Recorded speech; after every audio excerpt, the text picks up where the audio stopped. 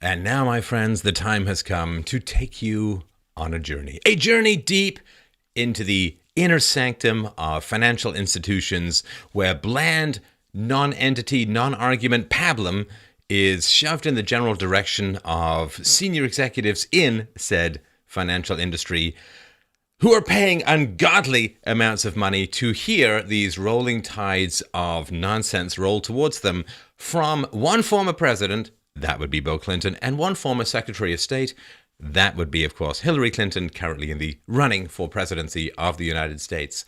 The amount of money that was paid was staggering. The kind of insight that was presented was also staggering, although I guess in slightly a different direction.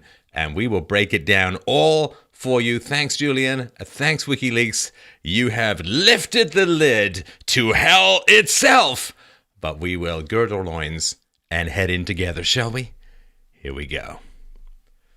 So Hillary and Bill Clinton made more than $153 million for 729 paid speeches between February 2001 and May 2015, receiving an average fee of $210,795 per speech. Yes, that's right, per speech. Now, to be fair, the prices for the Clintons and their speeches was just a little bit lower. Strangely enough, Bill Clinton's in particular took a rather significant jump up when Hillary Clinton became Secretary of State, and ended up with the power to approve or not approve certain foreign entities' preferences when it came to making money according to American rules, regulations, and laws. So when she got that power, well, let's just say Bill Clinton became an exceedingly good speaker when it came time for remuneration. So Hillary Clinton gave 92 speeches with a standard fee of $225,000 between 2013 and 2015, collecting $21.6 million in just under 2 years. Now, here's something that's very strange. Now, $225,000, that's US for my Canadian friends, infinity. $225,000 is really, really a lot. It's a huge amount. I mean, there are rock stars that don't get that to play your daughter's sweet 16 birthday. That's a lot of money. But the weird thing is, Hillary Clinton is trying to give her away her speeches for free while she's on the campaign trail, and she seems to be pretty much attended by people who got lost, people who are cleaning the floor, and people who are closing down various sections of the giant rooms that she's supposed to speak in because very few people are there. So it's kind of weird how she can charge $225,000 to give speeches at a high level to her friends in the finance industry, but when she gives away those free speeches, boy, it just doesn't seem like anyone wants to show up. In other words, it's sort of like pick your favorite music act. It's very, very expensive to have them play your private club, but when they give a free concert, almost nobody shows up. Not the case with Queen in England or Simon and Garfunkel in Central Park and so on. The free concerts tend to be very well attended. So I will let you work all of that out. Now, if you ever want to enjoy yourself and lose your soul at the same time, thanks, Satan, you can go and look at Hillary Clinton's writers for these speeches. Let's just put it this way. Ain't no Super 8 for the Hillbot. Why are the Clintons worth so much for speaking appearances? And what did she say to these large institutions behind closed doors? Hillary Clinton, on if she would release her Wall Street speech transcripts on February 18th, 2016. I am happy to release anything I have when everybody else does the same. Now that's what I call self-directed moral integrity. You first, then I'll do it. Hey, if it's a principle, it's a principle. It doesn't matter if other people do it or not. But maybe that's just me, little internet moral philosopher, rather than person getting paid 4 kidneys and a Central American budget for giving a speech.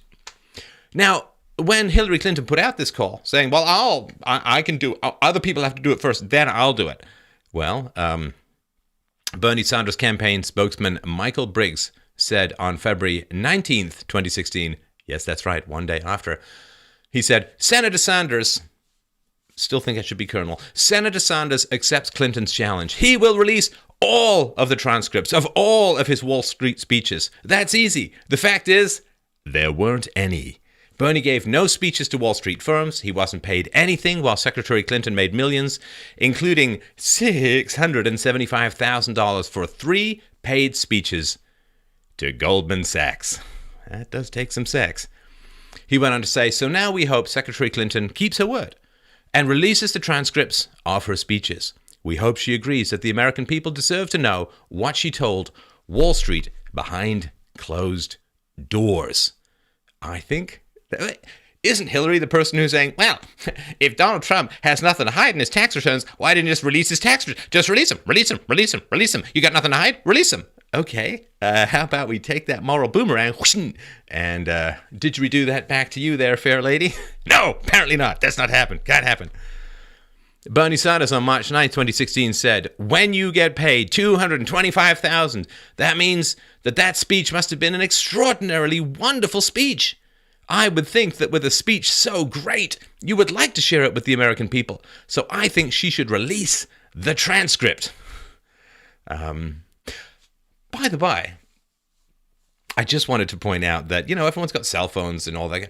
Recording speeches like this, you almost can't see a concert these days because of the forest of cell phone recording devices up there so that everyone can get shaky video and terrible audio on YouTube.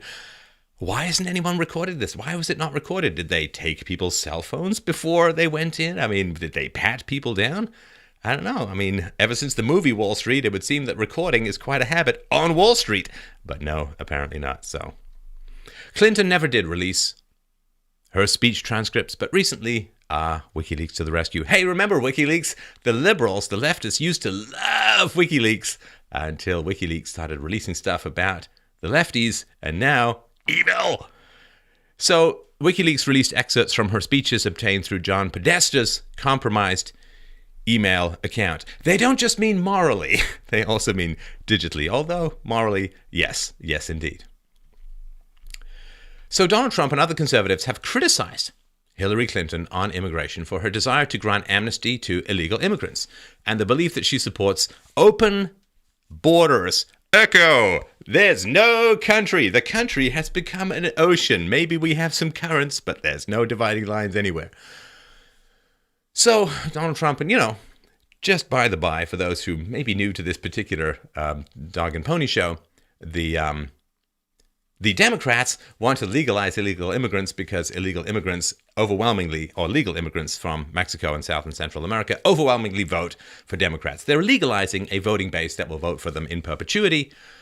Whereas the Republicans are saying, hey, shouldn't we have kind of a debate, kind of a discussion, and not just stuff the ballot with grateful immigrants who want welfare and other free stuff? And so that's why they're fighting it. It's got nothing to do with racism. It's got nothing to do with xenophobia. It's just that Republicans don't want to be outvoted from here to eternity, literally from here to eternity, by endless crashing tsunami hordes of immigrants who are going to vote for the Democrats. So that's by the by. So that's why they're critical of open borders. Yeah, but there is certainly some patriotism, some nationalism there as well. But politically, it just will never work for the Republicans if the Democrats get their way. So the mainstream media, sorry, it just seems to give me hives every single time. The mainstream media has repeatedly criticized Republicans for making the allegation that Hillary Clinton could be, even remotely potentially, for open borders. The Miami Herald said, Trump's claim that Clinton would create open borders is false. PolitiFact. Sorry, that really should be left justified. More left justified, because that's how they roll. PolitiFact said, Rudy Giuliani wrongly says Hillary Clinton is for open borders. How, the rubes. How crazy. Open borders. Ladies and gentlemen, she's not talking about the bookstore. So Hillary Clinton to Banco Itaú, because, the Italian banking sector has done so well since she started giving her sage advice in 2013. They're pretty much rock solid. For a definition of rock solid, please see a whirlwind of quicksand that is about to hoover up all the savings of the middle class and flush them out into space. Banco Itaú. On May 16, 2013, Hillary said, My dream is a hemispheric common market with open trade and open borders, sometime in the future, with energy that is as green and sustainable as we can get it, powering growth and opportunity for every person in the hemisphere. Thank you! And that will be now $225,000. $1,000. Thank you, everybody. Thank you, thank you. Shower me with gold. It replaces my soul. So, yeah, open borders. Now, the Democrat defense, just to throw that in the mix, the Democrat defense is saying, well, she means open borders. Yeah, it's true. It does say open borders. I think what she's actually trying to say, you see, is open borders for energy. You know, we're willing to give anchor babies to light bulbs, maybe telephone wires that snake across. Do they vote Democrat? Can we get them in? Okay. So it's open borders for energy. It's got nothing to do with national citizenship. Anyway, I can't sustain it, even as a joke. It's just crazy. Hillary Clinton to CIBC. Hey, Canadian content. Are you happy now, Canadians? CIBC on January 22nd, 2015. The North American future that I imagine is one that would give us energy connectivity, give us a much more open border where goods and services more easily flowed, would give us the chance to put our heads together about what else we can do together, bringing Mexico in to continue the work we have started on healthcare, like early warning systems for epidemic diseases. And that will be $220. Does this sound like $225,000? I've got a vision, I got a dream. Everybody, come with me on the magic carpet ride of wishlisty leftism. So, yeah, goods and services more easily flow. Well, goods, okay, that's kind of open borders, so no tariffs, no restrictions. Services, they're kind of provided by people, so a lot of times they'd have to flow back and forth. So there's just a little bit of evidence that the wizened little old lady who falls into vans also has some support for open borders. She also said, continued to say on CIBC, we saw that in 2009, with the spread of a particularly virulent form of the flu that first came to our part of the world in Mexico, and because of the cooperation, because of the investments we made, we were able to stop it in its tracks until it took me down on the 9/11. Okay. That last part was me. Hillary Clinton at the Jewish United Fund of Metropolitan Chicago Vanguard Luncheon. Boy, that's a pretty big... It's a pretty big card you're going to get for that one. It folds out in landscape on October 28th, 2013. So I think you're right to have gone to the places that you visited because there's a discussion going on now across the region to try and see where there might be common ground to deal with the threat posed by extremism, and particularly with Syria, which has everyone quite worried. Jordan, because it's on their border and they have hundreds of thousands of refugees and they can't possibly vet all those refugees, so they don't know if, jihadists are coming in along with legitimate refugees. Turkey, for the same reason. So if you saw the debate, that would be the second debate. Hillary Clinton was saying, well, I mean, it's mad to think that we'd want to do what Trump calls extreme vetting. See, what we're going to do is we're going to vet because magic. I've got this magic firewall. It's cool. I can't really give you the specs right now. It's more of a state of mind, but it's totally magic. And everybody with bad intentions gets pushed back, and everyone with good intentions, low under the 10th generation, gets allowed in. So Trump is racist for saying, well, we've got to stop this immigration stuff until we can figure out how to vet refugees. But she says right here, that hundreds of thousands of refugees, they can't possibly vet all those refugees. They don't know if, jihadists are coming in along with legitimate refugees.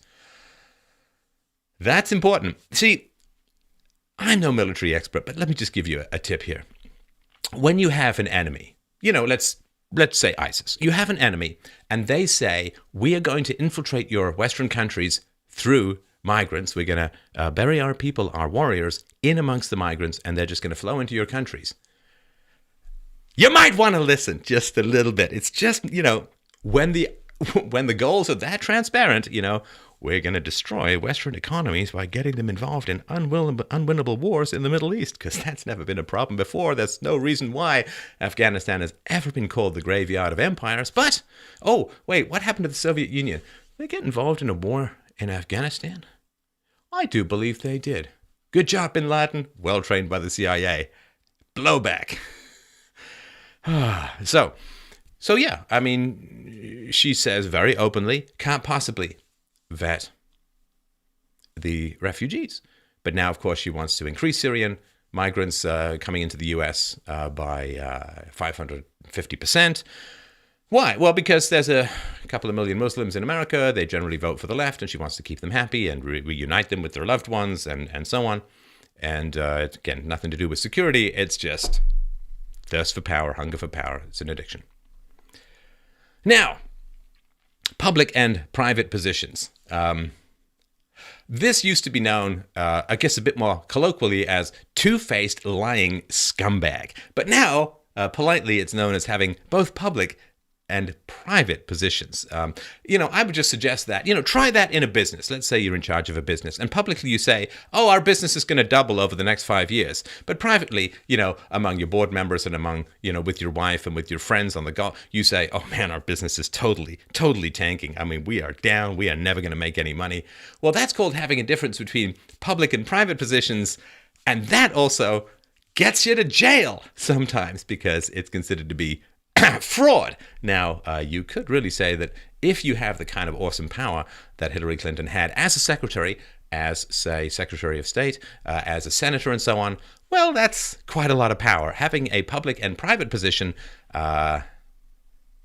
two-faced lying scumbag rule, that seems a little bit more important than whether some stockholders are going to make money or not. So Hillary Clinton to the National Multi-Housing Council, April 24th, 2013, said, you just have to sort of figure out how to, getting back to that word, balance, how to balance the public and the private efforts that are necessary to be successful politically. And that's not just a comment about today. That, I think, has probably been true for all of our history. And if you saw the Spielberg movie Lincoln, and how he was maneuvering and working to get the 13th Amendment passed, and he called one of my favorite predecessors, Secretary Seward, who had been the governor and senator from New York, ran against Lincoln for president, and he told Seward, I need your help to get this done. And Seward called some of his lobbyist friends who knew how to make a deal, and they just kept going at it. I mean, politics is like sausages being made. It is unsavory, and it always has been that way, but we usually end up where we need to be. But if everybody's watching, all of the backroom discussions and the deals, then people get a little nervous, to say the least. So you need both a public and a private position. And finally, I believe in evidence-based decision-making. I want to know what the facts are. I mean, it's like when you guys go into some kind of a deal, Are you going to do that development or not? Are you going to do that renovation or not? You look at the numbers. You try to figure out what's going to work and what's not going to work. Thank you! That will be $225,000! Yeah, people do get nervous when they know the facts. You can look up Jonathan Gruber and his description of Obamacare as a sort of platonic noble lie that were fooling the people and lying to the people. We had to tell them all this stuff. They keep their policies, keep their doctors. We had to tell them that because the facts would have made them scared and might have had them change their vote. You can't give people the facts in a democracy, otherwise it might influence their vote. So you see, Hillary Clinton, totally into evidence-based decision-making. You got to have the evidence. You got to have the facts in order to make a decision. However, when she faces the public, she really needs to keep those uncomfortable and difficult facts and evidence and reality far away from the public, because then you see the public might actually end up using what she likes so much, evidence-based decision. So during the debate, when she was called public and private positions not being in sync, she said, well, Spielberg? That was her defense. She's talking about a movie. And with all seriousness, this is important stuff. We're going to get as to why it's so important in just a few minutes. But this is an old saying. There's two things you don't want to see getting made: sausages and laws. I think it comes from Bismarck in Germany. 19th century. Hey, they were the first country to actually have a welfare state, unemployment insurance, old age pensions. How did that work out for them? And the rest of Europe and the rest of the world. Well, I've got a presentation coming up about that, so let's hold off on that for now. So, I don't know. She's saying that someone in the past was two-faced, therefore it's fine. Well, You should just tell people that, right? If you're comfortable with it, right? This is the thing. If you're comfortable holding contrary positions, then you go to the public and you say, well, this is just what I'm telling you. What I actually believe is totally different, probably completely opposite. I have two positions, right? I have the position I'm telling you, and I have the position that I really believe and I'm going to actually act on. The two have nothing to do with each other. So can I have your vote? See, that's the thing. If it's okay, if it's fine, if it's just politics as normal, then you should be telling everyone what you're doing. You have a public and a private position.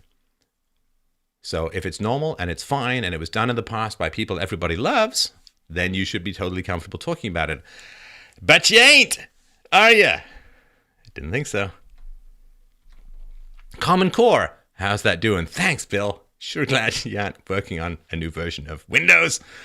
Hillary Clinton at Newton on July 22nd, 2014, quote, "The Common Core is a perfect example. I mean, the Common Core was negotiated by a bipartisan group of governors. And maybe they thought, I think this was a political failure because they negotiated something and they had no real agreed upon program for explaining it and selling it to people. So that they left an opening for those who are always in the education debate, who don't think anybody should be told anything about what to study, even if it's the multiplication tables." So she's not a fan of Common Core. She went on to say, "You know that should all be left to local control. And then you get into more complicated areas, as we all know, that's just totally off limits. And then using Common Core results for teacher evaluation when everybody knew that it was going to be complicated to implement." Again, does she even have a speechwriter? This is like PJ-style word salads all over the place. This is just like verb canon, noun canon, blam! And there's your speech. And now, of course, this is Trump's position. Should be local control, and it's not great. So, just here's a tip. Donald, this is my tip for you. If you want to reveal Hillary Clinton's true positions, which actually seem to agree with you quite a lot. The Common Core is not that great. Local control is better. We can't vet refugees and so on. What you need to do, dress up as a bank. It's not that hard for you. You got a lot of money. Dress up as a bank, hire her for $225,000, and then just publish what she says, and people will see that basically she's you, but falling over. So this is, just dress up as a bank, get her to hire, then you're all set. Just record it, and everybody will see that she kind of agrees with you, although, to be fair, that is her private position. Tax code. So, Hillary Clinton to ECGR Grand Rapids, June 17th, 2013, quote, "How it fits," I'm sorry to do this voice, I know she's not the queen or anything, but remember, a lot of people listening on the podcast, they don't get the benefit of the text, so I need to know, I need a different voice. "How it fits into an overall tax code is something that has to be given close consideration. But I believe we can save money and become more competitive with a simpler tax code related to what we are trying to achieve." The phrase Captain Obvious is really, really great. And I used to make fun, my coders and I used to make fun of this when the business people would come in and say, it's really, really important that we produce a product that the market wants at a cost they can afford. Yes. Yes, it is. I'm going to be a movie director and I'm going to be a movie mogul by saying it's really important to produce quality movies that people will pay to go and see. It's like, saying it is one thing. I don't get to be a surgeon by standing over a guy writhing in pain and saying, this appendicitis really needs to be cured. Thank you. That will be $225,000. Anyway, so just nonsense that is said. Obvious stuff with no particular plan for implementation. Or as Trump would say, all talk, no action. So Hillary Clinton went on to say about the tax code, "I think that part of our challenge is to do what we have to do, which is to take a hard look at our tax code and connect it to what our national goals are. What it is we need to be collecting taxes to do, and what it is we need to make it, in essence, so we become more competitive in the future. And that requires the kind of thoughtful discussion that we haven't had enough of in recent years." So she seems to want a simpler tax code and a cut down on regulations and red tape. Hey! What does that sound like? Who does that sound like? Whirlpool of hair, vaguely orange skin, generally made more orange by the mainstream media and their color filters. But enough about that. Pretty much Trump's position. She went on to say, I think there are very good arguments that need to be aired. I agree with you. The corporate tax code is, an impediment and kind of a dinosaur waiting to be changed. So this is dangling, hey, give me $225,000 or whatever she charged for this particular speech. Maybe we'll get the tax code you want written. She wants to simplify the tax code. Boy, it seems like her private positions are pretty much Donald Trump's platform, but maybe that's just me. All right, so Hillary's thoughts about the relationship with Russia. And if you ever really want to depress yourself with the state of American diplomacy, or chick diplomacy, if you want to call it that, have a look at Hillary Clinton when she went to Russia. I'd heard about this reset thing, and I did a little bit of research on it. And the reset was, let's reset our relationship and so on. And Hillary flew over to Russia with a button, a red button, a little untasteful, but a button, like the Staples Easy button or whatever. She flew over and she attempted to make the relationships better by having Russian diplomats push a button. Oh, God. It's so sad. I mean, it's so cheesy, so unbelievably. It's true that there have been tensions between our two countries low these many years, and there was a Cold War, and now we're all tangled up in Syria, but it's okay, because I bought a button which people can push, and that's going to make everything better. It's like trying to fix a War of the Roses toxic suicidal marriage with word completion exercises and foot rubs. I got a button. This is what they call high-level diplomacy in America. I have a button.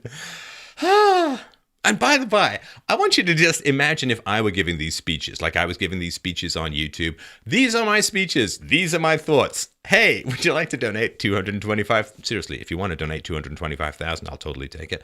freedomainradio.com/donate. But, I mean, if I just said, okay, and now that's worth $225,000, right? People would be like, just pablum, come on. Well, maybe I just don't have all the big giant levers of political power to work for other people's, particularly foreign people's, interests and favors. So, Hillary Clinton at Goldman Sachs 2013 IBD CEO Annual Conference. June 4th, 2013, she said, and finally on Afghanistan and Russia. Look, I would love it if we could continue to build a more positive relationship with Russia. I worked very hard on that when I was secretary, and we made some progress with Medvedev, who was president in name but was obviously beholden to Putin. But Putin kind of let him go, and we helped them get into the World Trade Organization for several years, and they were very helpful to us in shipping equipment, even lethal equipment, in and out of Afghanistan. So, yeah, she wants more positive relationships with Russia. So she went on to say, so we were making progress, and I think Putin has a different view. Certainly he's asserted himself in a way now that is going to take some management on our side, but obviously we would very much like to have a positive relationship with Russia, and we would like to see Putin be less defensive toward a relationship with the United States so that we could work together on some issues. So, speaking positively, wanting to build bridges and have a good relationship with Putin and with Russia as a whole. Because of the button. She's pushing my buttons, all right. But, so apparently this is her private view. Her public view is that this toxic bromance that appears in her mind to be happening between Trump and Putin is totally evil, absolutely wrong. And the important thing is to threaten World War III with Russia over being hacked while having an open to the internet server in your toilet. So, talk about a data dump. Anyway, Syrian no-fly zone. This is fairly dark stuff, to be honest, right? Hillary Clinton at Goldman Sachs 2013, again, IBD CEO Annual Conference, June 4th, 2013. She said, so we're not as good as we used to be, but we can still deliver. And we should have, in my view, been trying to do that so we would have better insight. But the idea that we would have, like a no-fly zone, Syria, of course, did have it when it started the fourth biggest army in the world. It had very sophisticated air defense systems. Again, sorry, a little bit of word salad, but, I think for $226,000, you actually get complete coherence. But, they obviously didn't want to splash for the extra grand. She said, they're getting more sophisticated thanks to Russian imports. To have a no-fly zone, you have to take out all of the air defense, many of which are located in populated areas. So our missiles, even if they are standoff missiles, so we're not putting our pilots at risk, you're going to kill a lot of Syrians. Question. Maybe somebody out there on the web can help me with this. Yeah, put it in the comments and I'll see if I can dig it up. Why the hell does Goldman Sachs want to know exactly how many Syrians you have to kill in order to create a no-fly zone? It's been a while since I've read their annual report or business plan other than evil. But I mean, why are they interested in this? Why is this really, really important for them? Do they have some secret penguin robot army that I'm not aware of that is going to be deployed out here? Again, everybody let me know. I guess maybe they're helping fund the military-industrial complex. I don't know. So she went on to say, so all of a sudden this intervention that people talk about so glibly becomes an American and NATO involvement where you take a lot of civilians. I don't think that means to the movies. I think that means to the graveyard. So this is important that she wants this no-fly zone. She's openly talking about how deadly it's going to be, how many civilians are going to get killed. So when she talks about creating a no-fly zone in the present, dropping the body count, I guess that's that public-private thing. Crazy. Hillary Clinton, during debate with Senator Bernie Sanders, April 14th, 2016. See, that's quite a little bit later. That's almost 3 years. I do still support a no-fly zone because I think we need to put in safe havens for those poor Syrians who are fleeing both Assad and ISIS, and so they have some place they can be safe. See, if only we could get those two people to meet. The one who says, well, a no-fly zone is going to kill a lot of civilians, and the other who says, well, we really need a no-fly zone so that we can save the lives of civilians. Just these two opposite magnets somehow get them to touch the universe. Well, at least if leftism would end. I don't know. Maybe just bring a button. Just have people push the button. Everything will be glorious. It's a shield. The housing crash. All right. Hillary Clinton to the Goldman Sachs. Now I know why she's talking about this. Hillary Clinton to the Goldman Sachs Ames Alternative Investment Symposium, October 24th, 2013. That was one of the reasons that I started traveling in February of 2009, so people could, literally yell at me for the United States and our banking system, causing this everywhere. Now, that's an oversimplification, we know, but it was the conventional wisdom. And I think that there's a lot that could have been avoided in terms of both misunderstanding and really politicizing what happened with greater transparency, with greater openness on all sides. What happened? How did it happen? How do we prevent it from happening? You guys help us figure it out, and let's make sure that we do it right this time. And I think that everybody was desperately trying to fend off the worst effects institutionally, governmentally, and there just wasn't that opportunity to try and sort this out. And that came later. And with political people, again, I would say the same thing. There was a lot of complaining about Dodd-Frank, it's a piece of legislation, but there was also a need to do something because, for political reasons, if you were an elected member of Congress and people in your constituency were losing jobs and shutting businesses and everybody in the press is saying it's all the fault of Wall Street, you can't sit idly by and do nothing, but what you do is really important. And I think the jury is still out on that because it was very difficult to sort through it all. And that will be $250 million. So she's saying that, Dodd-Frank was just the appearance of doing something because people were baying for blood. And there's no insight here. There's no facts here.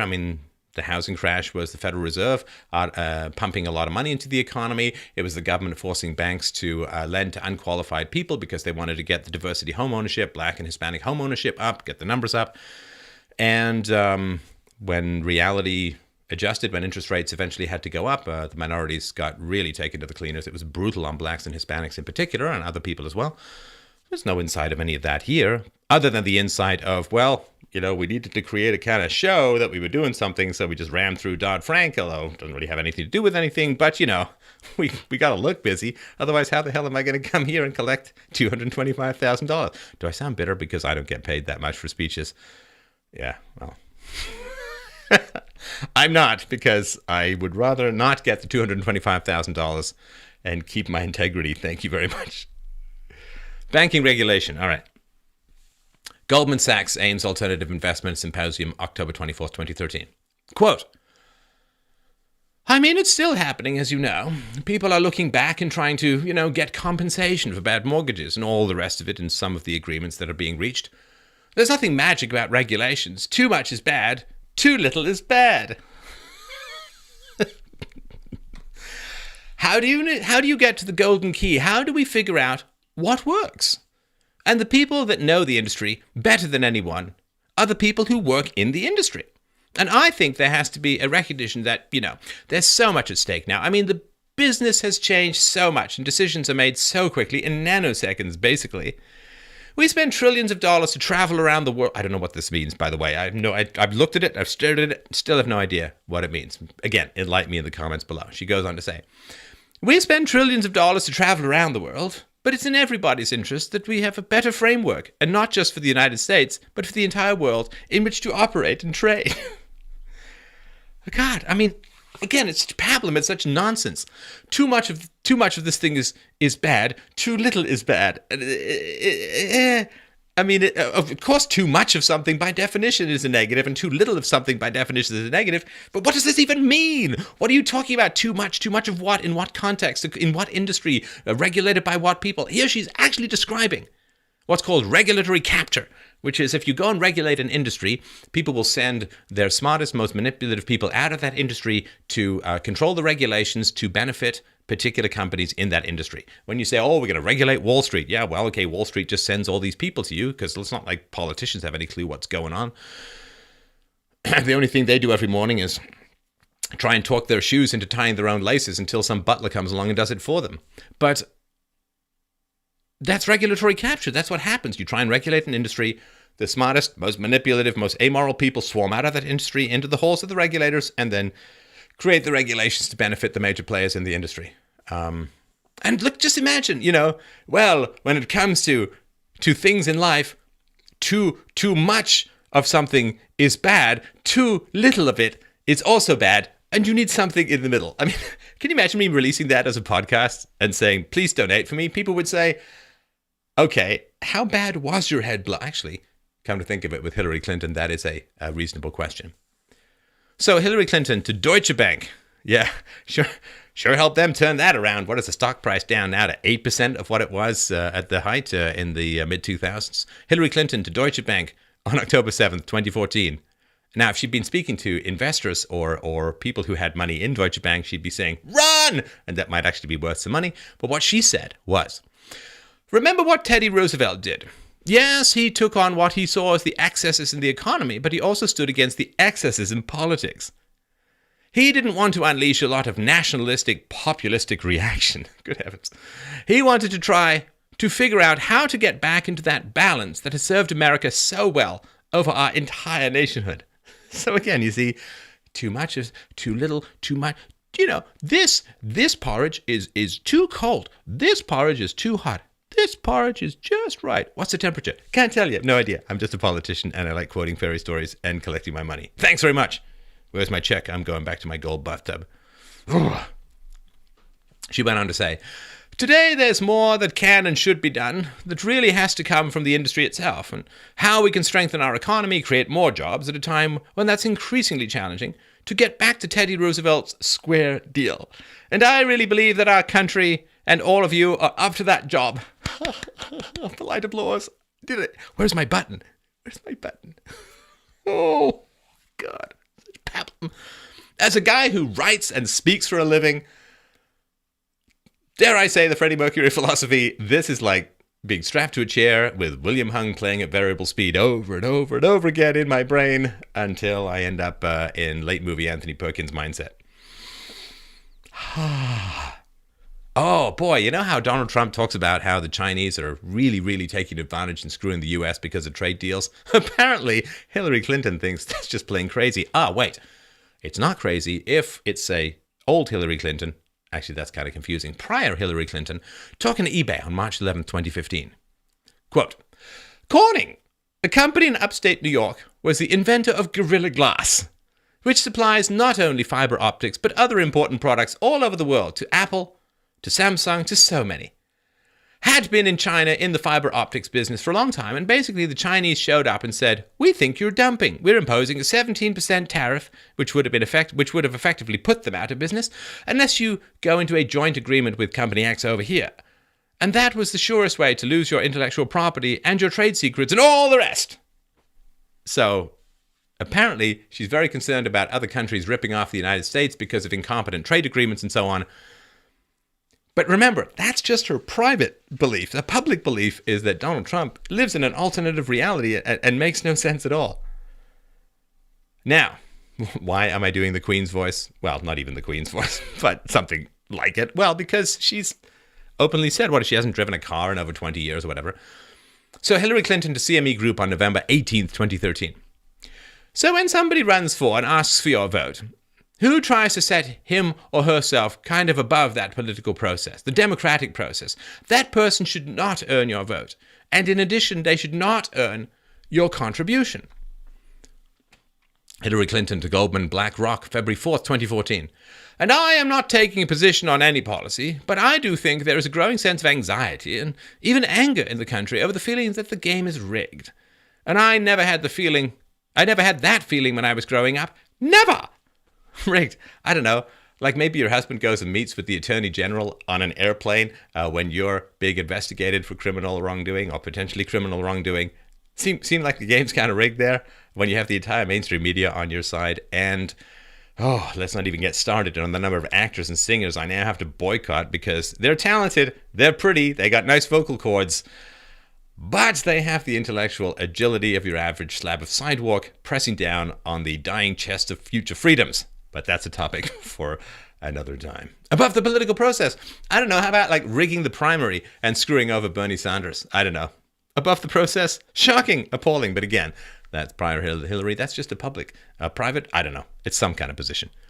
So she went on to say to Goldman BlackRock, I mean, they were really rich people. Of course they were. My father loved to complain about big business and big government. But we had a solid middle-class upbringing. We had good public schools. We had accessible health care. We had our little, one-family house that, he saved up his money, didn't believe in mortgages. Now this, if a listener called into, I just go straight to the family. If a listener called into my show about this. So her father was complaining about big government, and what has Hillary Clinton been trying to do but create bigger and bigger government her entire time in public office, for the most part. So... Screw you, Dad. You can't tell me what to do. I do a bigger government. Solid middle, good public schools. Interesting. That's back when you could fire teachers, which the Democrats staunchly opposed bringing back. Accessible health care in the 1950s and the 1960s. Gosh, I wonder what happened. I wonder if the government got heavily involved in healthcare through Medicare, through Medicaid, through massive amounts of subsidies, through forcing people to buy insurance they didn't really want, through refusing to allow people to be disallowed for pre-existing conditions, thus giving everybody the incentive to wait till they got sick before buying health insurance, thus mysteriously driving up the price of health insurance. No Obamacare. So, if things were so great back then, maybe you could shrink back the government down to, say, the 5 or 10% size that it was when you're talking about how great things were, rather than trying to make it bigger, because screw you, Dad! So she went on to say, so I lived that, and now obviously I'm kind of far removed because the life I've lived and the economic, fortunes that my husband and I now enjoy, but I haven't forgotten it. Yeah, right. Father didn't believe in mortgages, so why are the Democrats forcing the banks to give more and more people mortgages and thus screwing their economic futures? Because she had a great relationship with her dad? I don't know. Crazy. Technology critic. Okay. This is really, really important. Hillary Clinton, the Goldman Sachs Builders and Innovators Summit, October 29th, 2013. We have a lot of difficulties in getting... When I got to the State Department, we were so far behind in technology, it was embarrassing. And people were not even allowed to use mobile devices because of security issues and cost issues. And we really had to try to push into the last part of the 20th century in order to get people functioning in 2009 and 10. See? Couldn't even use mobile devices because of security issues. Maybe there was a reason for that. Two-faced RP. Maybe there was a reason for that. Security issues. I have no words. I'm going to continue. Must bring down brain swelling. All right. I say I got a lot of water on my brain. Hillary Clinton at General Electric's global leadership meeting on January 6, 2014. You know, when Colin Powell showed up as Secretary of State in 2001, most State Department employees still didn't even have computers on their desks. When I got there, they were not mostly permitted to have handheld devices. I mean, so you're thinking, how do we operate in this new environment, dominated by technology, globalizing forces? We have to change. And I can't expect people to change if I don't try and model it and lead it. Well, she certainly did model and lead using mobile devices, regardless of security concerns, as was pointed out by ex-FBI head James Comey, whose conscience is in a coma. Hillary Clinton at Next Center on August 28, 2014. I mean, let's face it, our government is woefully behind in all of its policies that affect the use of technology. When I got to the State Department, it was still against the rules to let all Foreign Service officers have access to a BlackBerry. You couldn't have desktop computers when Colin Powell was there. Everything that you are taking advantage of, inventing, and using is still a generation or two behind when it comes to our government. So government, you see, according to Hillary, is ridiculously and woefully and pitifully inefficient. Terrible generation or two behind, has arcane rules, way late in adopting technology. So you know what'd be great? Let's have the government take over 1/6 of the U.S. economy in terms of healthcare. Let's expand government in controlling things more and more and more, because it's just terrible at what it does and so inefficient and so behind the times. So bigger is better, right? It's the scream of dying freedom that only dogs and teenagers can hear. Hillary Clinton at the Goldman Sachs Builders and Innovators Summit on October 28th, 2013. Very concerned about cybersecurity. And it's not only on the government side that we should be worried about. I mean, the cyber attacks on businesses, and I'm sure many in this room have experienced that, is aimed at commercial advantage. In some instances, when it's aimed at defense businesses, it's aimed at, security and strategic advantage. Sorry. Queen of Obvious Land has made her entrance. Cyber attacks, when you attack a business, you're often trying to make money, but when you're attacking the Defense Department, you're trying to break security and get strategic advantage. Robbers are often trying to take something for nothing. Thank you. That will be $225,000. She went on to say, but the State Department was attacked hundreds of times every day. Some by state-sponsored groups, some by more independent operators. But it was the same effect. People were trying to steal information, use it for their own purposes. 2013. See, she's talking about just how vulnerable the State Department is to being hacked and intruded upon. So, clearly, since the target is the State Department, you want to get a DNS with your name on it, move your computer to your toilet or maybe your barn, because, how many people get into barns from Russia? I mean, what are they going to do? They're going to borrow? Of course not, right? So because the State Department is like the center of the octopus, right? Everyone's trying to attack it. You got to get your computers out of the State Department and put them somewhere on your farm, because then they're out of the way. And Hillary Clinton at UConn on April 23rd, 2014. But at the State Department, we were attacked every hour. More than once an hour by incoming efforts to penetrate everything we had. And that was true across the U.S. government. See, she knows just how dangerous this stuff really is. Security, very, very big deal. Hey, what does that C mean? Does that stand for cute? Because that font is really adorable. She went on to say, and we knew it was going on when I would go to China, or I would go to Russia, we would leave all of our electronic equipment on the plane with the batteries out, because this is a new frontier. And they're trying to find out not just about what we do in our government. They're trying to find out about what a lot of companies do.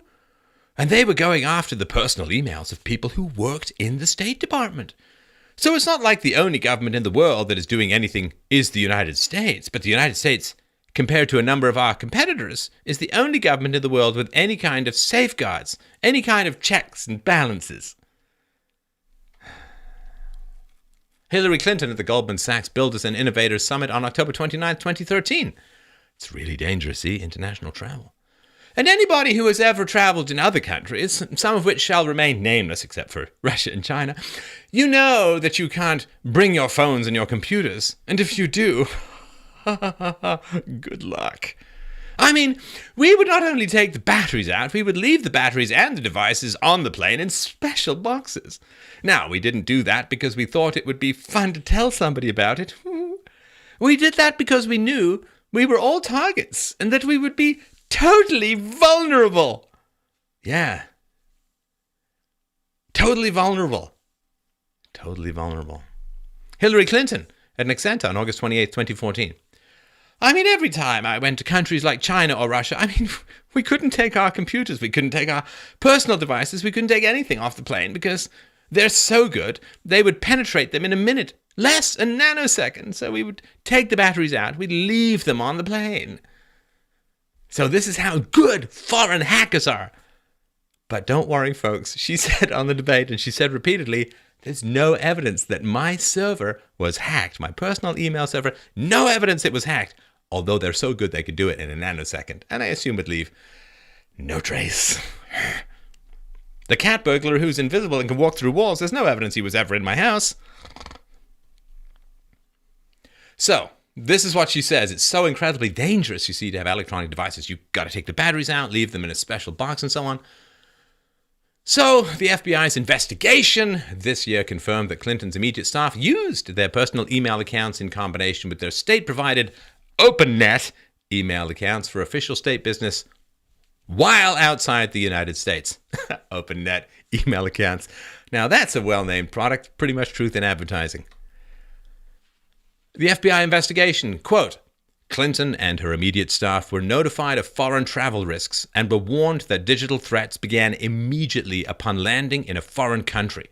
Since connection of a mobile device to a local network provides opportunities for foreign adversaries to intercept voice and email transmissions.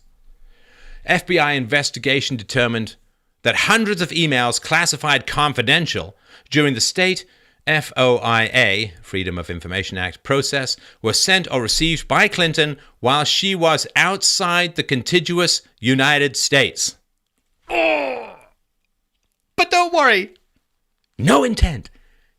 He's confused. You know, she cleans her server with a wipe. So, yeah, she knew all about it, knew how dangerous it was. Did it anyway. FBI said, on occasion, while outside contiguous United States, Clinton has direct email contact with an email address for President Barack Obama. And boom, people! That's why the investigation went nowhere, as I said months and months and months ago, because Barack Obama was involved. He was emailing back and forth with her, and if she goes down, he goes down. And can't be having that if you're in the left-wing press. And, I'm pretty sure Comey likes his kids. Putting lives in danger. Hillary Clinton at the Goldman Sachs Builders and Innovators Summit, October 29, 2013. Quote, the WikiLeaks problem put at risk certain individuals. We had to form a kind of investigative team that looked at all the names and all the documents, which was quite a challenge to make sure that identities that were either revealed or described in enough detail that they could be determined would not put people who were at risk. I mean, without going into detail, maybe let's just hypothetically say that there was somebody serving in a military in a certain country who was worried about some of the activities of the military that he served because he thought they were doing business with rogue states or terrorist networks. And so he would seek out an American diplomat to begin a conversation. And the American diplomat would report back about the concerns that were being expressed about what was happening in this country. And then it's exposed to the world. So we had to identify, and we moved a number of people to safety out of where they were in order for them to be not vulnerable. So, yeah, really, really got to make sure that you don't put anyone's lives in jeopardy or you don't put anyone's identity in jeopardy by being careless, say, by using personal devices in foreign countries, which is very dangerous because, you don't want to put anyone's lives in danger. But don't worry. There was no intent because that's what I was told. So, this is the depth and the insight that was provided. This is not full transcripts and so on, but that is what was provided. Does that sound like it's worth $225,000 on average to you? And doesn't it confirm everything that you think about certain politicians, that they'll just tell you whatever they want, whatever you want to your face in order to get your vote, and while they've made all these promises to everyone who's been funding their campaign all the way along. Barack Obama took the most of any candidate from Wall Street.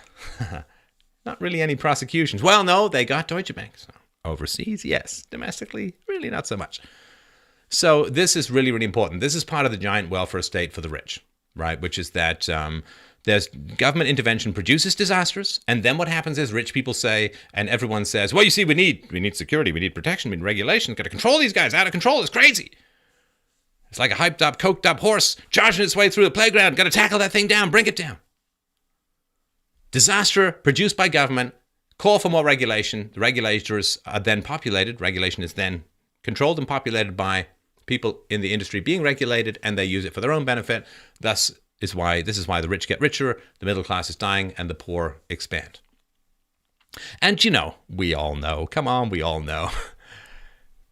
It's an in club for the evil kids, and you're not invited. They've got their cozy relationships. They've got their tentacles, their squid money-sucking, soul-destroying tentacles are embedded in each other. It's an in club. I'm not in it. You're not in it. You're never going to be in it. I'm never going to be in it. We're as much part of this team as a pig being led to the slaughter is part of the team called the farm. You're just livestock. You're just to be controlled, to be manipulated. And they talked recently about how it's great that people are being dumbed down. So this is the in club. This is what we're bought and sold for. We are merely the pawns that they trade upon. Our productivity is merely the money they use as collateral to borrow, give us a penny or two, and keep the rest for themselves. I mean, it's all that. Now, does that mean that we just give up completely? Because there is this temptation to fall into the black hole of cynicism, right? And say, well, nobody has any integrity. The system is irretrievably broken. There's nothing that can be done. No, not yet. We do not have that luxury as yet. There is still a chance. And I know I'm as surprised as anyone, if not more so, that I, of all people, am saying this. And I hope that gives you some sense of credibility. It gives you some sense that I have credibility in this area because I've argued against this in the past. No, America, the West, is not full-on banana republic as yet. There is still a chance to punish two-faced liars. And I don't just mean by withholding office from them. Although, Lord knows, for power junkies, for political junkies, that's reason enough. Political power is more addictive than cocaine biochemically. We get a dopamine hit when we rise up in the political chain. It's not just keeping their drug of choice away from them. As Trump said, special investigators, jail time. It's potential. The West is not a full-on banana republic yet, but we are close. In America, I'm going to use the we. I'm not an American, but we are all in this together. Trust me, we are right on the border. America is not a full-on banana republic yet, but it is only one election away from becoming one. One election away. May sound catastrophic, but let's look at it this way. You're going to get millions of more people coming in from the third world. You are going to get the legalization of tens of millions of illegal immigrants. And look at the countries they're coming from. When you bring the third world to the first world, you don't get the first world. You get the third world. Until we can figure that out, how to transfer Western values to the third world, you're going to get the banana republic if the left gets in, if the Dems get in this election. We are very, very close to losing it all. The entire Western experiment, to losing it all. And this is why I'm working so hard. This is why I'm doing 2 or 3 or more shows a day. And this is why I am working my brain to the melting point to get this across to you. We are one election away from losing it all.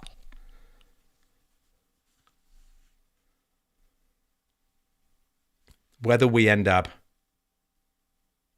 pulling back from the brink, whether we end up taking the higher road back to reclaim the freedoms that we are right on the edge of losing. That's up to you. Please, you must understand this. I am not doing these videos for your entertainment. I hope that they're enjoyable. I am not doing these videos so that you feel, oh no, it's covered. People are out there doing stuff, so I don't have to worry about freedom anymore. No, it is up to you. Up to you and you alone. It's not me. I'm not going to fix it for you. Not Mike Cernovich, not Ann Coulter, not Charles C. Johnson, not Paul Joseph Watson, not Alex Jones, not Lauren Southern, not Vox Day, Jason Witchwine, or even Donald Trump. Nobody is going to save what we have but you. You understand? This is the time when the planets align. This is the time when everything comes together. This next month is the time when everything comes together. And you don't have to play a game. You don't have to play a video game. You are in a war of ideas at the moment, and now is the time to step up. Now is the time to get involved. Now is the time to get people motivated. Now is the time to get people to go out and vote. Now is the time to save everything that we have inherited, everything that our forefathers bled and died to provide to us. Now is the time.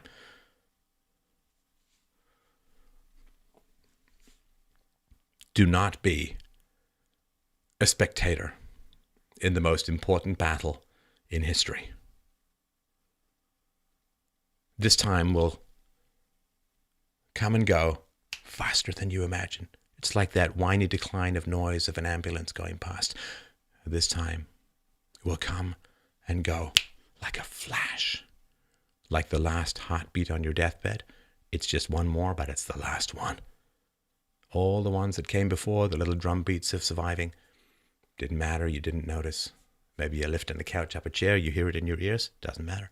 This is the last one. This is the last chance. Do not be a spectator. Do not sit idly by. Do not wait for others to save you. Do not wait for history to do something on its own.